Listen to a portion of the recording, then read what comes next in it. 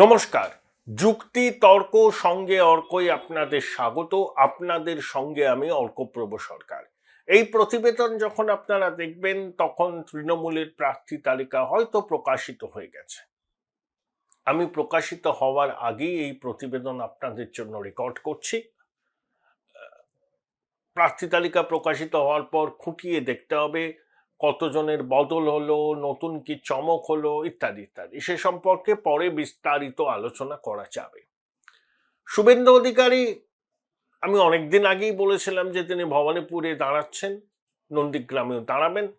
অনেকে বলছেন যে দুটো কেন্দ্রে দাঁড়ানো বিজেপির এই সিদ্ধান্ত কিভাবে হলো। আরে প্রধানমন্ত্রীও তো বড়োদার বারাণসীতে দাঁড়িয়েছিলেন 2014। এতে কোনো অসুবিধা কিছু নেই। আর শুভেন্দু অধিকারী বিজেপির মুখ বলে কিন্তু অমিত শাহ, নরেন্দ্র মোদী মনে করেন। কারণ তিনি যেভাবে লড়াইটা দিয়েছেন বিগত 5 বছরে, দিনে 400 কিলোমিটার দৌড়ে, তার ভূমিকাকে অস্বীকার করার কোনো উপায় নেই। এবং শুভেন্দু যেহেতু বাঘের বাচ্চা, তাই চ্যালেঞ্জ নিয়েছেন ভবানীপুরে লড়বেন। আরে নির্বাচনে জয় পরাজয় হতেই পারে।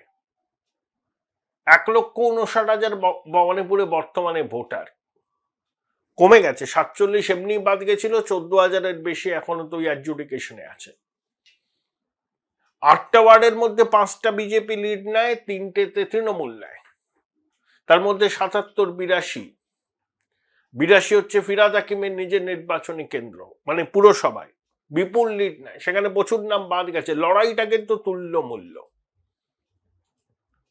দিদিমণি আতঙ্কগ্রস্ততার প্রমাণ তো 5 বার ভবানীপুর কেন্দ্রে বিএলও, বিএলএ, ফিরাদ হাকিম, দেবাশিস কুমার সবার সঙ্গে বৈঠক করেছেন। একজন মুখ্যমন্ত্রী বলতে বাধ্য হলেন 1 ভোট হলেও আমি জিতবো। এটা বলতে হচ্ছে কেন? আপনি ওখানকার ভূমিকন্যা, ছোটবেলা থেকে ওখানে বড় হয়েছেন, বাড়ির ইট কাঠ সব চেনেন, কড়ি বর্গা সব চেনেন। তা আপনাকে তো এর আর্তনাদ করার দরকার নেই। 1 ভোট হলেও জিতবো, এটা হচ্ছে আপনার কি বলবো হতাশার বহিঃপ্রকাশ। কারণ জেতা নিয়ে আপনার সংশয় আছে। যেই জিতুক ভবানীপুরে রাজত্বহীন মেজরিটিতে ফয়সলা হবে, 2-4-5 হাজার ভোটের মধ্যে। তাও না হতে পারে, 1000-2-এর মধ্যে থাকতে পারে ব্যবধান। লড়াইটা জবরদস্ত হবে। অনেকে বলছেন যে অশোক লাহিড়ীকে প্রার্থী কেন করা হলো না। আরে অশোক লাহিড়ীকে প্রার্থী করা হলো না কেন? হবে তো। উনি সম্ভবত কলকাতার উপকণ্ঠে কোথাও দাঁড়াবেন। বালুরঘাট অনেকটা দূর। কৃষ্ণনগর থেকে দাঁড়াতে পারেন বা অন্য কোনো কেন্দ্রে দাঁড়াতে পারেন। বিজেপি ক্ষমতায় আসলে অশোক লাহিড়ী অর্থমন্ত্রী হবেন, তিনি দাঁড়াবেন, যতদূর আমার কাছে খবর আছে। আপনাদের আবার সনির্বন্ধ অনুরোধ করি, চ্যানেল সাবস্ক্রাইব করুন এবং থ্যাঙ্কস বাটনে ক্লিক করতে ভুলবেন না, অনুরোধ রইল। দেখুন, যেদিনকে নির্বাচনের নির্ঘণ্ট ঘোষণা করলো জাতীয় নির্বাচন কমিশন, সেদিনকেই একটা সমীক্ষা আসছে, প্রকাশ্যে এসছে, ম্যাট্রিক্স করেছে INNS এর সঙ্গে। তাতে তৃণমূল 154 থেকে 70, বিজেপি 115 থেকে 30 ইত্যাদি বলেছে। আমি বহুকাল আগে একটা কথা বলেছিলাম, আপনারা যারা আমার প্রতিবেদন নিয়মিত দেখেন বা মাঝে মধ্যে দেখেন, তৃণমূল সর্বোচ্চ 154টা আসন পেতে পারে। আমি বলেছিলাম সর্বোচ্চ, ওরা ম্যাক্সিমাম, অনেকটা তলায় যেতে পারে তৃণমূল। ম্যাট্রিক্স বলছে 154 থেকে 170। অভিষেক কি বলেছিলেন? বিজেপিকে 50-এর নিচে নামিয়ে আনবো। ভোটের নির্ঘণ্ট ঘোষণার দিনই প্রকাশিত হলো সমীক্ষা, যেখানে তৃণমূল সর্বোচ্চ 170, 213 থেকে 43টা তো কমেছে, এখন তো ভোট হয়নি। আবার 154 থেকে 170 রেঞ্জ দিয়ে দিয়েছে। আমি তো পরিষ্কার বলছি 154 তৃণমূলের সর্বোচ্চ। আই মে বি রং, হতেই পারে, আই মে বি রাইট, এটাও হতে পারে। যা বুঝেছি, যা ফিডব্যাক নিয়েছি, বিভিন্ন মানুষের সঙ্গে কথা বলে, শাসক দলের লোকদের সাথে কথা বলে, বিরোধী দলের সাথে কথা বলে, ট্রামে, বাসে, মেট্রো রেলে, চায়ের দোকানে, যেগুলো মানুষের মন বোঝার সেরা বিশ্ববিদ্যালয়, সেখানে মানুষের সঙ্গে কথা বলে বুঝেছি এবার বাংলায় পরিবর্তনের হাওয়াটা খুব তীব্র। বামেরা কি বলেছিল 2011 ক্ষমতায় আমরা আসবো, 160-65 হয়ে যাবে, পেয়েছিল কত? 61। বামেরা যেবার ক্ষমতাচ্যুত হলো সেবার তারা যে ব্রিগেড সমাবেশ করেছিল, এত লোক যে একেবারে সেই ধর্মতলা কেসিদাস পর্যন্ত লোক। কেউ কেউ ভাবতে পেরেছিলেন যে 35 বছরের বাম শাসনের অবসান শেষ পর্যন্ত হবে? অনেকেই আশা নিরাশার দোলাচলে ছিলেন। পারবে তো মমতা? বোলপুর শহরের কোলাহল থেকে মাত্র 20 মিনিট দূরেই রয়েছে সুন্দর রিসর্ট, যেখানে পেয়ে যাবে স্পেশিয়াস আর এস্থেটিক্যালি ডিজাইন রুম। তোমরা যারা গ্রুপে যাও তাদের জন্য আছে কমফোর্টেবল গ্রুপ স্টে অপশন, আর কাপলদের জন্য রয়েছে লাক্সারিয়াস সুইট রুম, তার উপর আবার ফ্ল্যাট 10% অফ। এখানে প্রকৃতির মাঝে তোমরা পেয়ে যাবে একটা সুন্দর সুইমিং পুল, ছোটদের জন্য প্লে এরিয়া আর একটা এস্থেটিক সেলফি কর্নার। প্রপার্টিটা পুরোটাই পেট ফ্রেন্ডলি, আর এখানে আছে অনেক কিউট ছোট ছোট র্যাবিটস। সকালের ব্রেকফাস্ট থেকে ডিনার পর্যন্ত পেয়ে যাবে একদম হোমলি কমফর্ট ফুড, যা এক কথায় অসাধারণ। বেঙ্গলি কুইজাইনের সাথে সাথে পেয়ে যাবে চাইনিজ আর নর্থ ইন্ডিয়ান অপশনও। বিকেলে বনফায়ারের আলো, বন্ধুদের সাথে আড্ডা আর খোলা আকাশের নিচে গ্রাম বাংলার হাওয়া, পুরোটাই এক অপরূপ অনুভব। তাহলে বলো তোমরা কবে প্ল্যান করছো এই পিসফুল এসকেপটা? And don't forget to follow Miss Cupcake for more such travel updates.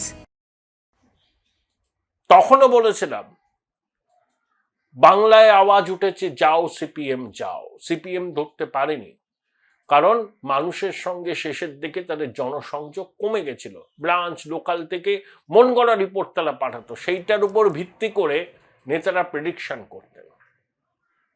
প্রতিটা অঞ্চলে তৃণমূলের পার্টি অফিস আছে, প্রতিটা পাড়ায় আছে, সবুজ চেয়ার পেতে প্রচুর ছেলে মেয়ে বসেও থাকে ওখানে।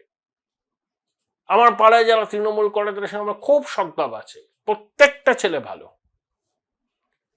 ছোটবেলা থেকে আমি দেখেছি, অনেকেই আমার থেকে বয়সে ছোট, কেউ কেউ বড় আছেন, কোন রকম আকচি নেই। দেখা হলেই চা খাওয়ায়, ওরাও তো বসে থাকে। আমি বলছি দায়িত্ব নিয়ে, বাংলাতে পরিবর্তনের চোরা স্রোত বইছে এবং একই সঙ্গে হিন্দু ভোটের কনসলিডেশন হচ্ছে। 100টার মধ্যে 91টা মুসলমান ভোট কোনো অবস্থাতেই তৃণমূল এবার পাবে না। তৃণমূলের বিপর্যয় হবে মালদা, মুর্শিদাবাদ, উত্তর দিনাজপুরে। মুর্শিদাবাদে 20 থেকে কমে তৃণমূল 6-7টা আসন পাবে। হুমায়ুন কবির নিজে কি করবেন আমি জানি না, কিন্তু তৃণমূলের বহু আসনে যাত্রা ভঙ্গ করবে। কংগ্রেসের ওখানে পুনরুত্থান হবে, পুনর্জীবন হবে। অধীর চৌধুরী দাঁড়িয়েছেন, বিজেপির আসন বাড়বে। মালদাতে লড়াই তৃণমূল, এই বিজেপি বনাম কংগ্রেস। মালদাতে তৃণমূল খাতা খোলার সম্ভাবনা নেই, আগের বোধ 8টা পেয়েছিল, মুর্শিদাবাদে 20টা পেয়েছিল, 20 আর 8 28, সেখান থেকে তো এক ধাক্কায় কমে যাবে 20। মমতা বন্দ্যোপাধ্যায় যত চাপ বাড়ছে তার এখন কি বলবো আর কি, চতুর্দিক থেকে তিনি একটা জালে জড়িয়ে পড়েছেন, জাল কেটে বেরোবার উপায় তার জানা নেই।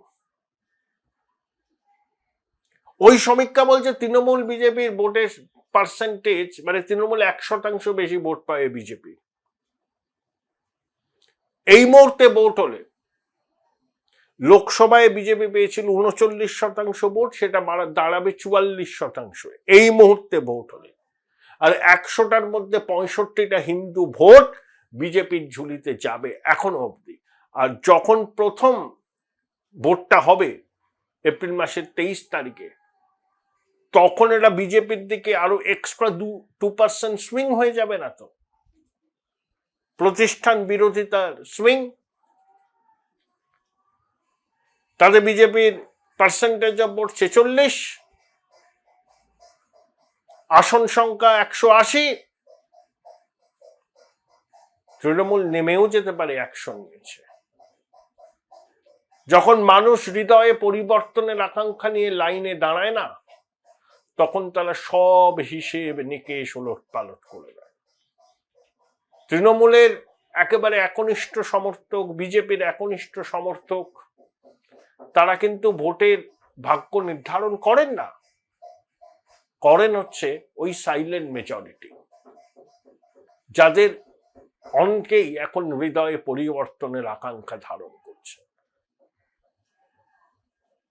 তাই সর্বোচ্চ 154 তৃণমূল